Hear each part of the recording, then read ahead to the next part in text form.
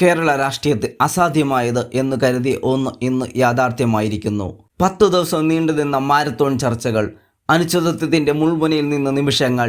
ഒരു വശത്ത് NSS, SNDP തുടങ്ങിയ പ്രബല സമുദായ സംഘടനകളുടെ കടുത്ത വിയോജിപ്പ്, മറുവശത്ത് പാർട്ടിയിലെ കരുത്തരായ KC വേണുഗോപാൽ, രമേശ് ചെന്നിത്തല പക്ഷങ്ങളുടെ ശക്തമായ സമ്മർദ്ദം. ഭൂരിഭാഗം MLA-മാരും ഗ്രൂപ്പ് സമവാക്യങ്ങൾക്കൊപ്പം നിലയുറപ്പിച്ചപ്പോൾ സതീശൻ എന്ന പേര് വെട്ടിമാറ്റപ്പെടും എന്ന് എല്ലാവരും ഉറപ്പിച്ചു. പക്ഷേ അവിടെയാണ് ജനാധിപത്യത്തിൻ്റെ യഥാർത്ഥ കരുത്ത് നാം കണ്ടത്. അടച്ചിട്ട മുറികളിലെ ചർച്ചകളല്ല, മറിച്ച് കേരളത്തിൻ്റെ പൊതുജന അഭിപ്രായമാണ് സതീശന് കാവലൊരുക്കിയത്. സോഷ്യൽ മീഡിയയിലും തെരുവുകളിലും സാധാരണ ജനങ്ങൾക്കിടയിലും VD സതീശന് വേണ്ടി ഉയർന്ന ആ ശബ്ദം ഹൈക്കമാൻഡിന് അവഗണിക്കാൻ കഴിയുമായിരുന്നില്ല. 1996 പറവൂരിൽ വെറും 1116 വോട്ടിന് പരാജയപ്പെട്ട ആ 32-കാരനിൽ നിന്ന് ഇന്ന് മുഖ്യമന്ത്രി പദവിയിൽ എത്തി നിൽക്കുന്ന ഈ 61-കാരനിലേക്കുള്ള യാത്രയിൽ അദ്ദേഹം തോൽപ്പിച്ചത് ഗ്രൂപ്പ് രാഷ്ട്രീയത്തെയും സാമുദായിക സമവാക്യങ്ങളെയുമാണ്. 16 വർഷം മുമ്പ് ലോട്ടറി മാഫിയയ്ക്കെതിരെ തോമസ് ഐസക്കുമായി നടത്തിയ ആ ചരിത്ര സംവാദം മുതൽ അദ്ദേഹം കാത്തുസൂക്ഷിച്ച ഡാറ്റ ഇൻവെസ്റ്റിഗേറ്റീവ് ശൈലിക്ക് കേരളം നൽകിയ അംഗീകാരമാണിത്. 3 തവണ MLA ആയിട്ടും ഉമ്മൻചാണ്ടി ഗവൺമെൻറ്റിൻ്റെ കാലത്ത് അർഹമായ മന്ത്രിസ്ഥാനം നിഷേധിക്കപ്പെട്ട സതീശൻ ഇന്ന് മുഖ്യമന്ത്രിയാകുന്നത് കാലത്തിൻ്റെ കാവ്യനീതിയാണ്. പഠനവും വായനയും ആയുധമാക്കിയ ജനകീയ പിന്തുണയിൽ അധികാരം പിടിച്ചെടുത്ത സതീശൻ്റെ കാലം കേരളത്തിന് എന്തു നൽകും? 1964 മെയ് 31 കൊച്ചിയിലെ നെട്ടൂരിൽ K. ദാമോദരൻ മേനോൻ്റെയും വാടശ്ശേരി വിലാസിനി അമ്മയുടെയും മകനായി ജനനം. പനങ്ങാട് ഹൈസ്കൂളിലെ പ്രാഥമിക വിദ്യാഭ്യാസത്തിന് ശേഷം തേവര SH കോളേജിൽ നിന്ന് ബിരുദം. അവിടെയും അവസാനിച്ചില്ല. രാജഗിരിയിൽ നിന്ന് സോഷ്യൽ വർക്കിൽ ബിരുദാനന്തര ബിരുദവും പിന്നീട് തിരുവനന്തപുരം ലോ കോളേജിൽ നിന്ന് നിയമത്തിൽ മാസ്റ്റർ ബിരുദവും നേടി. അക്കാദമിക് രംഗത്ത് അദ്ദേഹം തിളങ്ങി. ഒരു ദശാബ്ദകാലം ഹൈക്കോടതി അഭിഭാഷകനായി പ്രാക്ടീസ് ചെയ്ത ആ നിയമപരിജ്ഞാനമാണ് പിന്നീട് സഭയിലെ അദ്ദേഹത്തിൻ്റെ മൂർച്ചയുള്ള ആയുധമായത്. 1996 പറവൂരിൽ കന്നിപ്പോരാട്ടം. അന്ന് CPIയുടെ P. രാജുവിനോട് വെറും 1116 വോട്ടുകൾക്ക് സതീശൻ പരാജയപ്പെട്ടു. ആ തോൽവി അദ്ദേഹത്തെ തളർത്തിയില്ല. പകരം ജനങ്ങൾക്കിടയിൽ കൂടുതൽ വേരോട്ടം ഉണ്ടാക്കാനാണ് അദ്ദേഹം ശ്രമിച്ചത്. 2001 5 വർഷത്തിന് ശേഷം അതേ മണ്ഡലത്തിൽ തിരിച്ചുവരവ്. 7434 വോട്ടിൻ്റെ ഭൂരിപക്ഷത്തിൽ ആദ്യ വിജയം.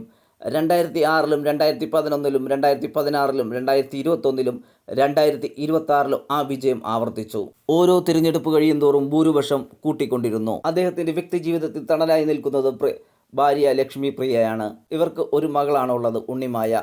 VD സതീശൻ എന്ന രാഷ്ട്രീയക്കാരനെ കേരളം ശ്രദ്ധിച്ചു തുടങ്ങുന്നത് 16 വർഷം മുമ്പാണ്.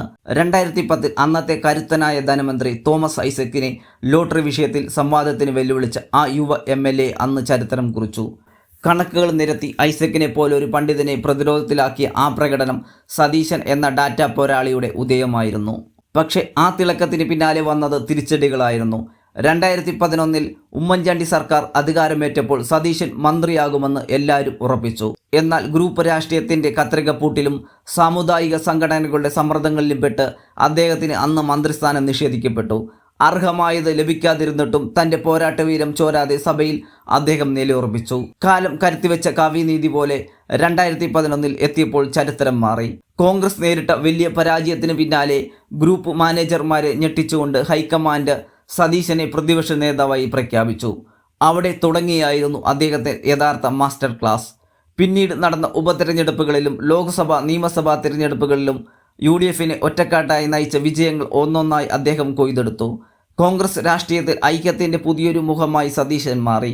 ഇതിനിടയിൽ സതീശനെ ശ്രദ്ധേയമാക്കിയ മറ്റൊരു ഘടകം ക്രൈസ്തവ സഭകളിലുള്ള അദ്ദേഹത്തിൻ്റെ ആത്മബന്ധമാണ്.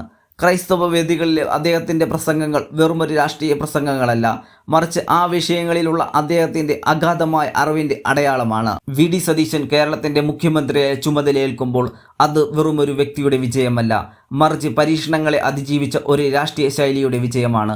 എന്നാൽ ആ കസേരയിൽ അദ്ദേഹത്തെ കാത്തിരിക്കുന്നത് കഠിനമായ വെല്ലുവിളികളാണ്. ഒന്നാമതായി കേരളം നേരിടുന്ന ഗുരുതരമായ സാമ്പത്തിക പ്രതിസന്ധി തന്നെയാകും അദ്ദേഹത്തിൻ്റെ പ്രധാന പരീക്ഷണം. തോമസ് ഐസക്കിൻ്റെ സാമ്പത്തിക നയങ്ങളെ 16 വർഷം മുമ്പ് ചോദ്യം ചെയ്ത അതേ സതീശന് ഇന്ന് ആ തകർച്ചയിൽ നിന്ന് നാടിനെ കരകയറ്റാനുള്ള പോംവഴി കണ്ടെത്തേണ്ടതുണ്ട്. കൂടാതെ തന്നെ എതിർത്ത സാമുദായിക സംഘടനകളെയും പാർട്ടിക്കുള്ളിലെ ഗ്രൂപ്പ് താല്പര്യങ്ങളെയും ഒരുപോലെ വിശ്വാസത്തിലെടുത്ത് മുന്നോട്ട് പോവുക എന്നത് വലിയൊരു രാഷ്ട്രീയ വെല്ലുവിളിയാണ്. ഒരു ഡാറ്റ പോരാളി എന്ന നിലയിൽ ഭരണത്തിൽ കൂടുതൽ സുതാര്യതയും ശാസ്ത്രീയമായ സമീപനവും അദ്ദേഹം കൊണ്ടുവരുമെന്ന് കേരളം പ്രതീക്ഷിക്കുന്നു. സിൽവർ ലൈൻ പോലുള്ള വിവാദ പദ്ധതികൾക്ക് പകരം പ്രായോഗികവും ജനകീയവുമായ വികസന മാതൃകകൾ അദ്ദേഹം അവതരിപ്പിച്ചേക്കാം. കേരള സമൂഹവും പ്രത്യേകിച്ച് യുവാക്കളും അർപ്പിച്ചിരിക്കുന്ന വിശ്വാസം നിലനിർത്താൻ, തൊഴിലില്ലായ്മ പരിഹരിക്കാനും വിദേശത്തേക്കുള്ള കുടിയേറ്റം നിയന്ത്രിക്കാനും വിപ്ലവകരമായ തീരുമാനം കൈക്കൊള്ളുമോ? നിഷേധിക്കപ്പെട്ട ഇടങ്ങളിൽ നിന്ന് നിശ്ചയദാർഢ്യം കൊണ്ട് മുഖ്യമന്ത്രി പദവിയിലെത്തിയ കേരളത്തിന്റെ രാഷ്ട്രീയ ഭൂപടത്തിൽ പുതിയൊരു അധ്യായം എഴുതി ചേർക്കുമോ? ഗ്രൂപ്പ് രാഷ്ട്രീയത്തെക്കാൾ വലുത് ജനകീയ പിന്തുണയാണെന്ന് തെളിയിച്ച വി.ഡി. സതീശന്റെ ഭരണം കേരളത്തിന് എന്തു നൽകും എന്നത് കാലം തെളിയിക്കേണ്ടതുണ്ട്. വായനയും പഠനവും ആയുധമാക്കിയ ഈ മുഖ്യമന്ത്രിയുടെ കാലം കേരളത്തിന്റെ ചരിത്രത്തിൽ എങ്ങനെ അടയാളപ്പെടുത്തു എന്ന് നമുക്ക് കാത്തിരുന്ന് കാണാം.